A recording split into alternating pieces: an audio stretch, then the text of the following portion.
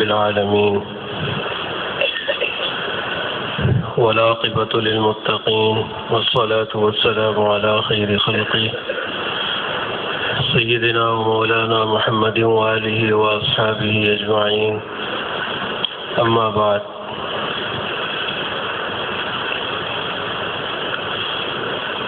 دو تین دن سے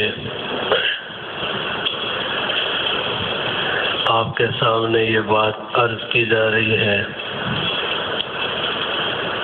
کہ اپنے ایمان کی حفاظت بہت ضروری ہے۔ مسلمان کے لیے اس کی سب سے قیمتی چیز، سب سے قیمتی متاع اس کا ایمان ہے۔ ایمان جس قدر قیمتی ہے اسی قدر نازک بھی ہے، تو جتنی کوئی چیز قیمتی اور نازک ہوتی ہے اتنی اس کی حفاظت انسان کیا کرتا ہے۔ اس کی مثال ہیرے کی سی لے لیں۔ ہیرا قیمتی پتھر بھی ہے، نازک بھی ہے، جس کے پاس بھی ہوتا ہے وہ اس کی بھرپور حفاظت کرتا ہے۔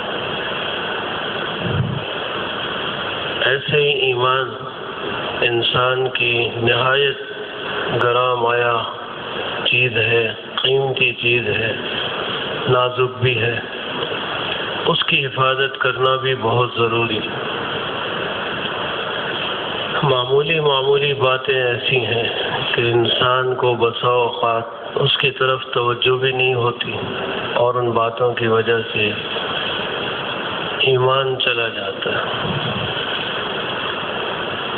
کل میں نے آپ کو بتایا تھا کہ جن چیزوں پر ایمان لانا ضروری ہے، اگر ان چیزوں میں سے کسی ایک چیز کا بھی کوئی انکار کر دے گا تو اس کا ایمان باقی نہیں رہے گا۔ اللہ تعالی ہم پر رحم فرمائے۔ ہمارے ہاں ایمانیات کی کوئی قدر نہیں رہی۔ ہم لوگ بسا اوقات کھیل بنا لیتے ہیں اور آپس میں مذاق کرتے، مذاق کے اندر ان چیزوں کا انکار ہو جاتا ہے۔ میں نہیں مانتا۔ یہ بڑے خطرے کی بات ہے۔ اس سے ایمان انسان کا بچتا نہیں، باقی نہیں رہتا۔ اس لیے جو دین کی باتیں ہیں ان باتوں میں بہت ہی احتیاط برتنی چاہیے۔ یہ جو میں نہ مانوں والا پہلو ہے اس کو پاس نہیں آنے دینا چاہیے۔ بس جن چیزوں پر ایمان لانا ضروری ہے انسان دل و جان سے ان پر ایمان لائے، ان کو مانے۔ ایک چیز کا بھی انکار کر دے گا تو ایمان سلامت نہیں رہے گا، ایمان نہیں بچے گا۔ جیسے کل میں آپ کو بتا رہا تھا، خدا نخواستہ کوئی اللہ کو تو مانتا ہے لیکن نبوت و رسالت کا انکار کر دیتا ہے، اللہ کو بھی مانتا ہے، نبوت و رسالت کو بھی مانتا ہے، لیکن وہ آسمانی کتابوں کا انکار کر دیتا ہے، یا ان کو بھی مانتا ہے، فرشتوں کا انکار کر دیتا ہے، سب کچھ مانتا ہے لیکن آخرت کا انکار کر دیتا ہے، آخرت کو بھی مانتا ہے لیکن تقدیر کا انکار کر دیتا ہے۔ یہ ایک چیز ایسی ہے کہ اس پر ایمان رکھنا ضروری، ماننا ضروری، اگر انکار کر دے گا ایمان ختم ہو جائے گا۔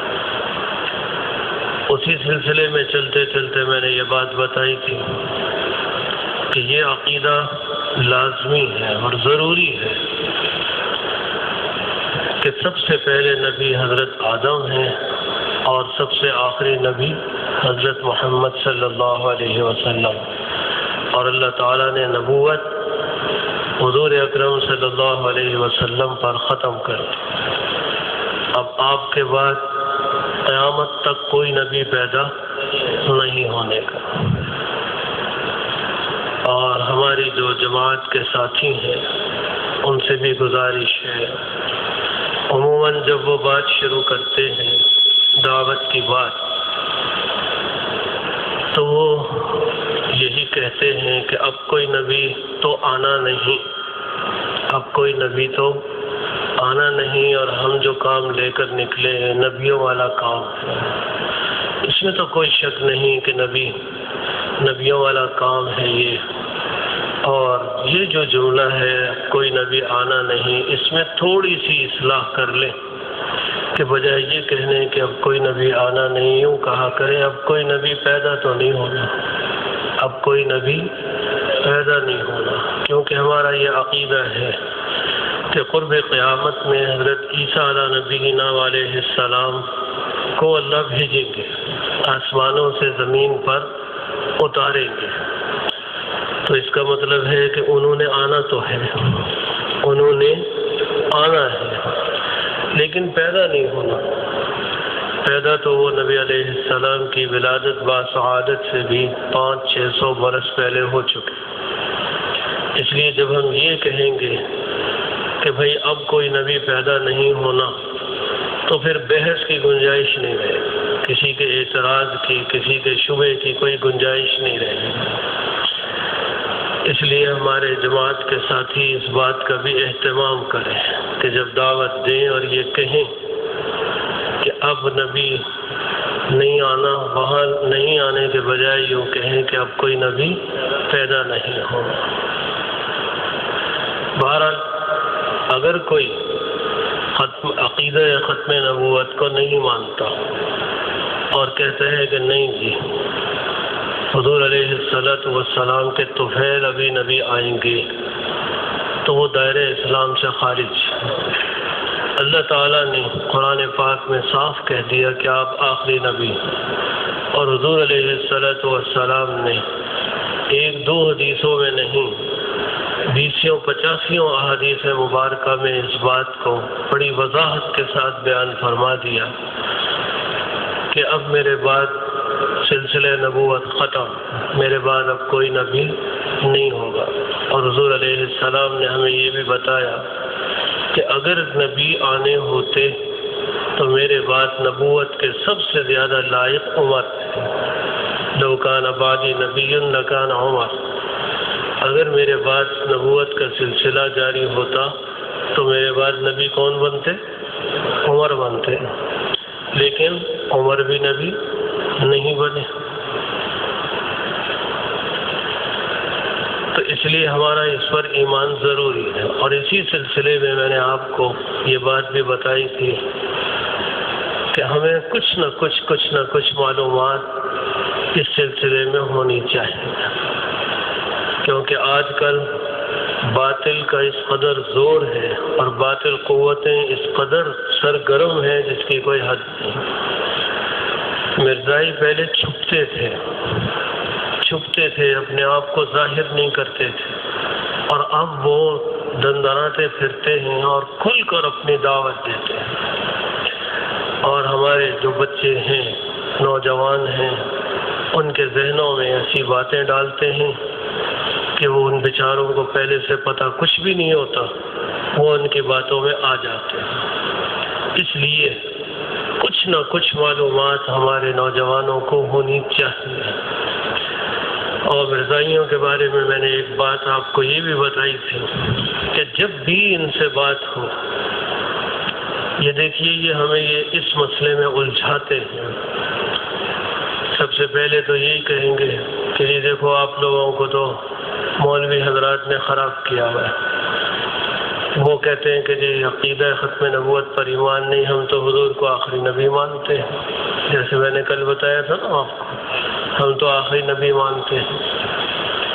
تو یہ بات ذہن میں رکھیے کہ مرزائی 2 طرح کے ہیں، ایک تو ہیں قادیانی وہاں ہندوستان کے، اور ایک ہیں لاہوری۔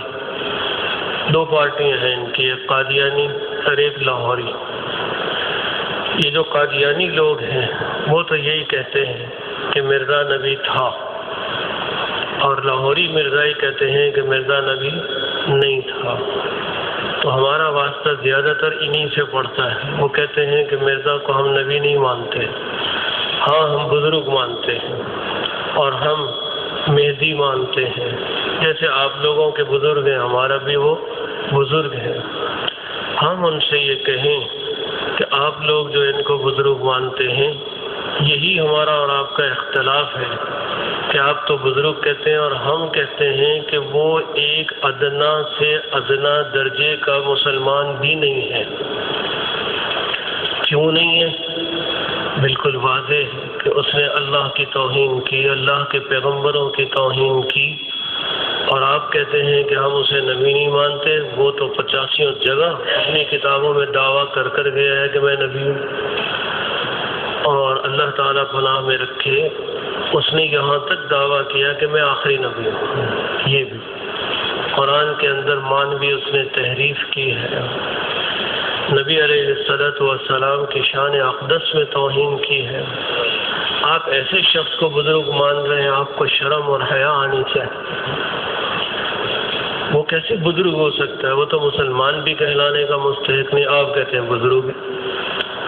ایک ادنا درجے کا مسلمان بھی ہم اسے نہیں مان سکتے۔ اگر اس کو ہم مسلمان مانیں گے تو اس کا مطلب ہے کہ ہم اس کی ساری باتوں کی تائید کریں گے کہ جو کچھ اس نے کہا ہے ٹھیک کہا ہے، اور اس کی باتوں کی تائید کرنا یہ سراسر کفر اور زندقہ ہے۔ اس سے تو ہمارا اپنا ایمان جاتا ہے۔ تو یہ بات ذہن نشین رکھیے۔ اور دوسری بات یہی کہ ان سے علمی باتوں میں کبھی بھی نہ الجھیے۔ آپ کو اس بحث میں ڈالیں گے، دیکھو جی سنیوں کا عقیدہ ہے کہ حضرت عیسیٰ علیہ السلام آسمانوں پر زندہ ہیں، قرآن یوں کہتا ہے، قرآن وہ کہتا ہے، وہ تو فوت ہو چکے ہیں۔ آپ اس بحثوں میں نہ الجھیے، آپ سیدھی سیدھی سے ان سے یہ بات کہیے کہ جی دیکھیں یہ تو علماء جانے کہ حضرت عیسیٰ علیہ السلام زندہ ہیں یا نہیں ہیں۔ اس سے ہمیں اور آپ کو کیا فائدہ؟ اگر زندہ ہیں تو اور نہیں ہیں تو اس بحث کو چھوڑیے۔ آپ جس شخص کو نبی مان رہے ہیں، ہمیں تو اس کے حالات بتائیے، اس کی زندگی کیا تھی۔ جناب رسول اللہ صلی اللہ علیہ وسلم نے عربوں کے سامنے اپنی زندگی کو کھول کر پیش کیا۔ ایک موقع پر آپ نے فرمایا فقد لبثت فیکم عمرا من قبلہ افلا تعقلون، دیکھو ساری باتیں چھوڑو، میں نے اپنی زندگی کا ایک طویل ترین حصہ تمہارے اندر گزارا ہے، آیا تمہیں میری ذات میں کوئی ایسا عیب یا نقص نظر آتا ہے جس پر انگلی اٹھا سکو؟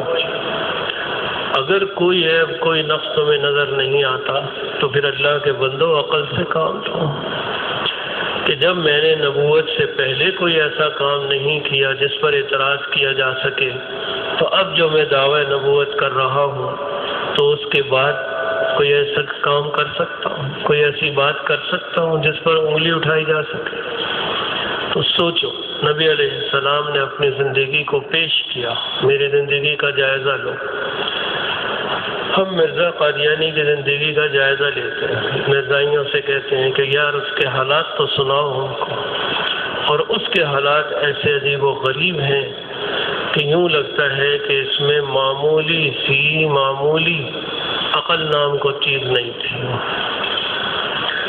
یہ شخص ہندوستان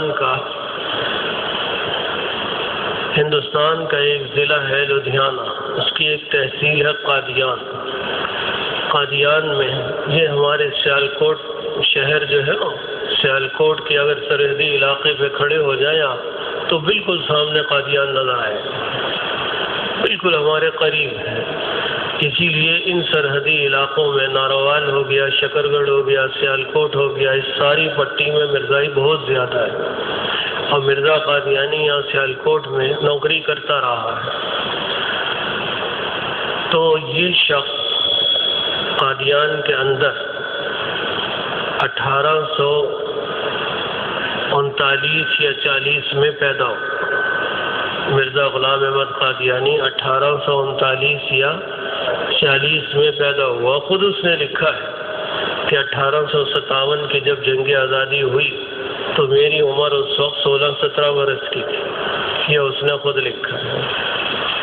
نام اس کا رکھا گیا غلام احمد، والد کا نام تھا اس کے غلام مرتضیٰ، اس کے والد کا نام کیا تھا؟ اور ماں کا نام تھا چراغ بی بی، اور ذات تھی اس کی مغل برلاس۔ یہ آپ باتیں ذہن میں رکھیے۔ مرزا غلام احمد قادیانی کب پیدا ہوا؟ 1839 یا 40 میں۔ کہاں پیدا ہوا؟ قادیان میں۔ قادیان کہاں ہے؟ یہ بالکل ہمارے قریب، یہ مشرقی پنجاب ہے۔ مشرقی پنجاب کا ایک بڑا مشہور ضلع ہے لدھیانہ، اس لدھیانہ کی تحصیل ہے قادیان۔ قادیان میں یہ شخص پیدا ہوا۔ 1857 کی جنگ آزادی کے موقع پر 16-17 برس اس کی عمر تھی۔ جب کچھ بڑا ہوا تو اس کے والد صاحب نے اس کی تعلیم و تربیت کے لیے گھر ہی میں استاد رکھے۔ ان استادوں سے اس نے کچھ لکھنا پڑھنا سیکھا، اور اتنا بے ادب انسان ہے، اپنے استادوں کے بارے میں لکھتا ہے کہ میرے باپ نے میری تعلیم کے لیے نوکر رکھے۔ اپنے استادوں کو بھی کہتا ہے نوکر رکھے، اور دیکھیے کہ خود اقراری ہے کہ میری تعلیم کے لیے میرے باپ نے نوکر رکھے۔ اسی سے آپ سمجھ لیجئے اور مرزائیوں سے کہیے کہ بندگان خدا سوچو، نبی جو ہوتے ہیں ان کا دنیاوی استاد کوئی نہیں ہوتا، ان کی تعلیم و تربیت کون کرتے ہیں؟ اللہ کرتے ہیں۔ نبی علیہ السلام کو ہم امی کہتے ہیں، نبی امی۔ اللہ تعالیٰ نے بھی حضور علیہ السلام کا وصف ذکر کیا ہے کہ آپ النبی الامی ہیں۔ النبی الامی کا مطلب یہی ہے کہ جس نے دنیا میں کسی انسان سے تعلیم حاصل نہ کی، اس کی تعلیم و تربیت کس نے کی؟ اللہ نے کی۔ جبریل امین جو آتے تھے وہ حضور کے استاد نہیں تھے، واسطہ تھے، صرف واسطہ۔ جو اللہ تعالیٰ تعلیم ان کو دیتے وہ آ کر سنا جاتے، صرف واسطہ تھے۔ حضور علیہ السلام کے براہ راست استاد کون تھے؟ اللہ تھے۔ تو ان سے یہ کہو کہ مرزا کو تو اس کے اقرار کے مطابق تعلیم جو دی اس کے باپ نے نوکر رکھے، انہوں نے تعلیم دی۔ وہ خود کہہ رہا ہے استادوں کا ادب بھی اس بندے کو نہیں، اور اس نے ان سے تعلیم حاصل کی، اور اس قدر کن ذہن تھا کہ اس زمانے میں میٹرک نہیں کر سکا۔ میٹرک فیل ہے، مڈل فیل ہے۔ اس کی تعلیم جو تھی ایسی تھی۔ شروع میں ذہن اس کا مناظرانہ تھا، مناظرے کرتا تھا اور عقیدہ صحیح تھا، مناظرے کرتا تھا۔ اس کی وجہ سے کچھ لوگوں کے اندر اس کی شہرت بھی تھی کہ بھئی یہ مناظرہ کر لیتا ہے، یہ شخص بات چیت کر لیتا ہے باطل فرقوں سے۔ لیکن اللہ تعالیٰ بس سب کی حفاظت فرمائے۔ حدیث میں آتا ہے حضور علیہ السلام نے فرمایا کہ انسان کا جو دل ہے وہ رحمان کی 2 انگلیوں کے درمیان میں ہے۔ یقلب این یشاء، اللہ جدھر چاہے اس دل کو پھیر دے۔ اللہ تعالیٰ نے اس کے دل کو پھیر دیا۔ انگریز کا پرانا خدمت گزار تھا، اور انگریزوں کی توجہ اس کی طرف تھی بہت زیادہ۔ انگریزوں نے اس کو یہ سمجھ کر کہ یہ آدمی ہمارے کام کا ہے، اس کو انہوں نے خرید لیا، اور یہ ان کے کہنے میں آ کر وہی کچھ کرنے لگا جو وہ کہتے تھے وہ یہ کرتا تھا۔ انگریزوں نے یہ چاہا کہ ہمارے خلاف جو یہ جہاد کی لہر چلی ہوئی ہے کسی طرح سے اس لہر کو ختم کریں، اور یہ کسی مسلمانوں ہی کے آدمی سے فتویٰ دلوائیں کہ جہاد اب ختم ہو گیا۔ تو اس فتویٰ دلوانے کے لیے اور جہاد کی منسوخی کا حکم لوگوں کو سنانے کے لیے ظاہر و باہر بات ہے کسی نبی کی ضرورت پڑتی، کیونکہ یہ بتانا کہ یہ حکم اب ختم ہو چکا، یہ نبی کا کام ہے، غیر نبی کا کام نہیں۔ تو انہوں نے مرزا کو تیار کیا اور ایک دم اس سے نبوت کا دعویٰ نہیں کروایا، بلکہ بتدریج رفتہ رفتہ رفتہ رفتہ وہ نیچے سے اوپر چلتا چلا۔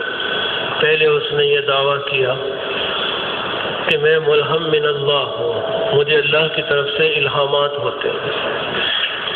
الہامات ہوتے اور احادیث میں ایسے لوگوں کے بارے میں آیا ہے کہ کچھ لوگ میری امت میں ایسے ہیں جنہیں اللہ کی طرف سے الہام ہوتا ہے۔ لوگوں نے اس بات کو لے لیا، چلو بھائی ٹھیک ہے، اس کو الہام ہوتا ہے، اتنی بات انہوں نے مان لی۔ لیکن اس کے جو الہامات تھے، اللہ کی پناہ ایسے گندے، ایسے خراب الہامات ہیں کہ آپ پڑھیں تو سر کو پکڑ کر لے جائیں۔ اپنے الہامات میں کہیں کہتا ہے میں نے اپنے آپ کو دیکھا کہ میں خدا ہوں، مجھ پہ یہ الہام ہوا ہے کہ میں خدا ہوں۔ اب بتائیے یہ الہام شیطانی الہام ہے نہیں؟ اور ایک مقام پر تو یہ کہتے ہیں الامان والحفیظ، الامان والحفیظ، اللہ آپ کے ہمارے ایمان کی حفاظت فرمائے۔ کہتے ہیں میں عورت بن گیا اور اللہ تعالیٰ نے مجھ سے رجولیت کا مظاہرہ فرمایا، یہ مجھے الہام ہوا۔ بتائیے یہ شیطانی الہامات ہیں؟ جو ایسے الہامات پیش کرے وہ مسلمان کہلانے کے قابل ہو سکتے۔ مرزائیوں کو یہ بتاؤ خدا کے بندے تمہارا مرزا تو یہ کہہ رہا ہے، بتاؤ۔ اور یہ ایک حوالہ اس کی کتابوں میں موجود ہے۔ خیر، پہلے اس نے یہ کہا، دعویٰ کیا کہ میں ملہم من اللہ، پھر آگے بڑھا جی میں مجدد ہوں۔ حضور نے فرمایا نا، ہر صدی کے شروع میں اللہ تعالیٰ ایک ایسی ہستی کو بھیجتے ہیں کہ جو ہستی دین کی تجدید کرتی ہے۔ دین کی تجدید کا معنی ہوتا ہے کہ دین کے اندر جو باتیں غلط سلط ملا دی گئی ہیں ان کو وہ ممتاز اور جدا کر دیتے ہیں کہ یہ دینی باتیں نہیں ہیں، یہ دینی باتیں ہیں۔ اور اس کے لیے ضرورت ہوتی ہے بے انتہا علم کی اور علم کے ساتھ عمل کی۔ جس کا اپنا عمل مضبوط ہوگا، علم پختہ ہوگا، وہ تجدیدی کارنامہ کر سکے گا۔ ہر ایک کے بس کی بات نہیں ہے۔ اور وہ شخصیت ہوتی ہے کہ جسے اللہ تعالیٰ علم و عمل سے آراستہ کر دین کی خدمت کا موقع دے۔ حضرت شیخ احمد سرہندی مجدد الفسانی رحمۃ اللہ علیہ وہ یہ تھے مجدد۔ انہوں نے دین کی تجدید کی، کھوٹا کھرا، جھوٹ اور سچ، دودھ اور پانی الگ الگ کر کے رکھ دیا۔ اور مرزا نے کیا کیا؟ کہتا ہے میں مجدد ہوں، اور اس کے مجدد ہونے کا یہ حال ہے کہ اس نے دین کا ہی بیڑا غرق کر کے رکھ، دین کی لٹیا ہی ڈبو کے رکھ دی۔ یہ مجدد ہوتے ہیں۔ جھوٹ بولنے کا عادی تھا، جھوٹ بہت بولتا تھا۔ اسی طرح بچپن میں چوری کی بھی عادت تھی۔ یہ سب بیٹے نے لکھی ہیں باتیں، یہ مجدد صاحب ہیں۔ ان کے دعویٰ کیا میں مجدد ہوں۔ اس کے بعد پھر آگے بڑھے تو دعویٰ کر دیا کہ میں نبی بن گیا ہوں، میں اب نبی بن گیا ہوں۔ پھر دعویٰ کیا کہیں پر کہ میں مسیح موعود ہوں، پھر کہیں دعویٰ کر دیا کہ میں مہدی ہوں۔ یہ بتدریج دعوے ہوتے رہے، لیکن یاد رکھیے نہ یہ ملہم من اللہ تھا، نہ یہ مجدد تھا، نہ یہ مہدی تھا، نہ مسیح تھا، نہ نبی تھا، کچھ بھی نہیں تھا۔ ہم تو سمجھتے ہیں کہ پاگل خانے کا ایک بندہ تھا۔ اصل میں اس کے بیٹے نے لکھا ہے کہ اس کو ہسٹیریا کا مرض تھا، اور جیسے ہسٹیریا کا مرض ہوتا ہے نا، اس کے بخارات دماغ کی طرف اٹھتے ہیں، اور وہ بخارات جب اٹھتے ہیں تو آدمی اول فول بکتا ہے، اوٹ پٹانگ ہانکتا ہے۔ تو اس بیچارے کو ہسٹیریا کے دورے پڑتے تھے، اس وجہ سے اول فول اس کے منہ سے نکلتا ہے۔ یہ بھلا ایسا آدمی مجدد یا مہدی یا مسیح ہو سکتا ہے؟ کوئی بھی نہیں۔ نبی علیہ السلام نے دیکھیے مہدی کی علامات ہمیں بتائیں۔ ہمارا یہ ایمان ہے کہ امام مہدی تشریف لائیں گے، ان کا ظہور ہوگا۔ اور اب ایسے حالات بنتے نظر آ رہے ہیں کہ قریبی زمانے میں ان کا ظہور ہو جائے، باقی کب ہوگا اللہ بہتر جانتے ہیں۔ علامات ایسی ظاہر ہو رہی ہیں۔ حضور علیہ السلام نے فرمایا مہدی جو ہوں گے ان کا نام کیا ہوگا؟ محمد، ذہن میں رکھیے گا، ان کا نام کیا ہوگا؟ اور مرزا کا نام کیا تھا؟ غلام احمد۔ نبی علیہ السلام نے فرمایا کہ مہدی کے والد کا نام عبداللہ ہوگا، اور مرزا کے والد کا نام کیا تھا؟ غلام مرتضیٰ۔ حضور علیہ السلام نے فرمایا کہ مہدی کی والدہ کا نام آمنہ ہوگا، اور اس کی والدہ کا کیا نام تھا؟ چراغ بی بی۔ یہ باتیں ذہن میں رہیں گی نا آپ کے، تو یہ کہاں سے مہدی بن گیا؟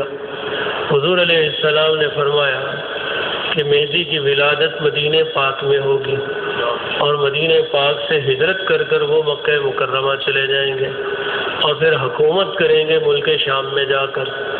مرزا قادیانی نے کبھی خواب میں بھی مکہ مدینہ نہیں دیکھا، قادیان میں پیدا ہو رہا ہے، آپ کے لاہور میں ایندی مارکیٹ میں مر رہا ہے۔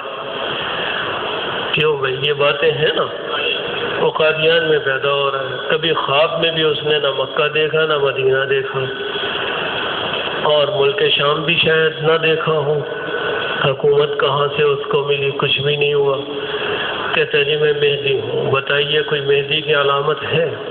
حضور علیہ السلام نے فرمایا کہ جب امام مہدی آئیں گے تو دنیا میں عدل و انصاف کا دورہ ہو جائے گا، عدل و انصاف کا، اور زمین میں اتنی برکتیں پیدا ہوں گی، اتنی برکتیں ہوں گی کہ اللہ تعالیٰ زمین سے خزانے نکالیں گے، اور کوئی آدمی بھی ایسا نہیں رہے گا کہ جو غربت کی وجہ سے صدقہ لینے کے لیے تیار یا آمادہ ہو، کوئی بھی نہیں رہے گا، اتنی رزق کی فراوانی ہوگی۔ اور اس کے دور میں کیا ہوگا؟ اس کے دور میں انگریز نے ایسا قحط نافذ جاری کیا آپ کے ملک میں اور سعودی عرب میں، سعودی جو سلطنت عثمانیہ تھی اس کو ختم کرنے کے لیے ان انگریزوں نے ایسے قحط دنیا میں پیدا کیے قصداً ارادتاً، کہ پرانے لوگ ہمیں بتاتے ہیں جو اس زمانے کے تھے، اب تو خیر وہ بھی بیچارے گئے سب، وہ بتاتے ہیں کہ بھوک کے مارے سڑکوں پر لوگوں کی لاشوں کے ڈھیر لگے ہوئے ہوتے تھے۔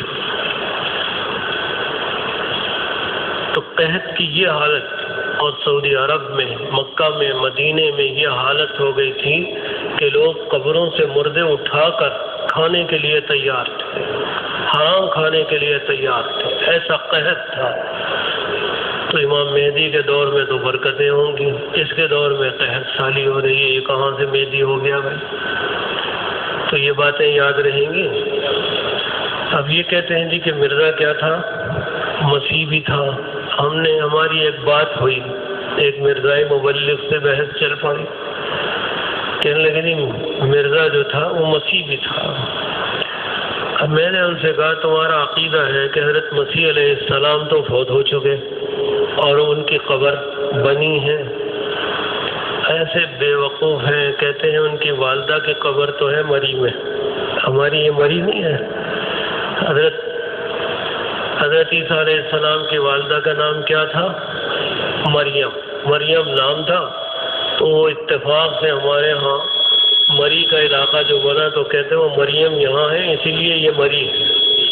ایسے پاگل، حضرت مریم کو یہی جگہ رہ گئی تھی فوت ہونے کے لیے، وہ تو کبھی یہاں آئی بھی نہیں، وہ وہیں بیت المقدس میں یروشلم میں فوت ہوئی تھی۔ اور حضرت عیسیٰ کی قبر بھی بتاتے ہیں کہ حضرت عیسیٰ جو ہے وہ بھی مر کر قبر میں چلے گئے۔ تو میں نے اس سے کہا اللہ کے بندے، مرزا کہتا ہے میں مسیح موعود ہوں۔ مسیح موعود کا مطلب ہے کہ جس کے آنے کا اللہ تعالیٰ نے وعدہ کیا ہے کہ ہم ان کو بھیجیں گے۔ لیکن ایک طرف تو تم کہہ رہے ہو کہ حضرت عیسیٰ فوت ہو گئے قبر میں چلے گئے، دوسری طرف کہہ رہے ہو کہ مرزا مسیح موعود ہوتی قبر سے اٹھ کے آ گیا۔ یہ تو ہمیں سمجھاؤ فلسفہ، کیا یہ قبر سے اٹھ کے آ گیا؟ اس کا جواب کوئی نہیں ان کے پاس۔ موت کا مطلب تو یہی ہے کہ جو مسیح آسمانوں پر گئے ہیں وہ مسیح واپس آئیں گے۔ اب تم مرزا کو مسیح موعود کہو، پھر دیکھو جب ہم ان پر یہ اعتراض کرتے ہیں نا کہ بقول تمہارے کہ حضرت عیسیٰ تو فوت ہو گئے، تو یہ قبر سے نکل کر آیا، تو فوراً پینترا بدلتے ہیں اور کہتے ہیں جی نہیں وہ والا مسیح نہیں، مسیل مسیح ہے،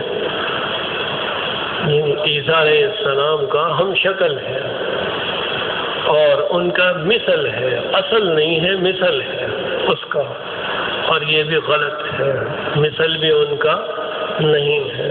حضرت عیسیٰ کا جو مثل تھا نا، اللہ میاں نے اسے تو سولی پہ چڑھا دیا تھا۔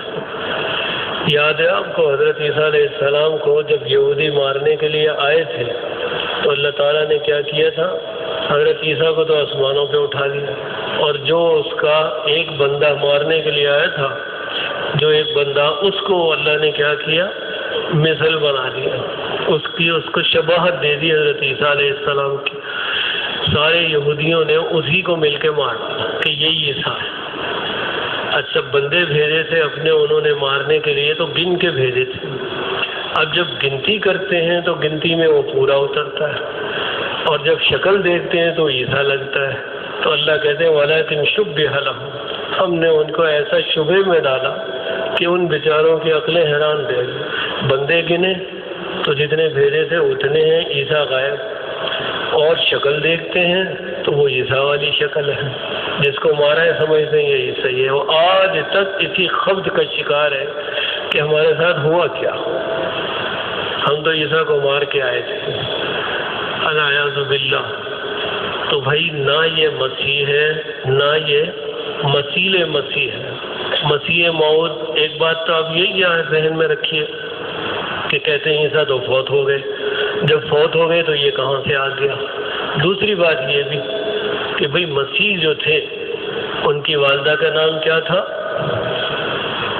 حضرت مسیح علیہ السلام کی والدہ کا نام مریم تھا یا نہیں؟ اور اس کی ماں کا نام کیا تھا؟ یہ کہاں سے مسیح ہو گیا، مسیح موعود؟ اچھا حضرت عیسیٰ علیہ السلام کے والد کا نام کیا تھا؟ کسی کو نہیں آتا؟ حضرت عیسیٰ علیہ السلام کے والد کا نام کسی کو نہیں آتا؟ آئے کیسے؟ والد تو تھے ہی نہیں ان کے، والد نہیں نہ تھے ان کے، اور اس کے تو ابا جان موجود ہیں جن کا نام کیا ہے؟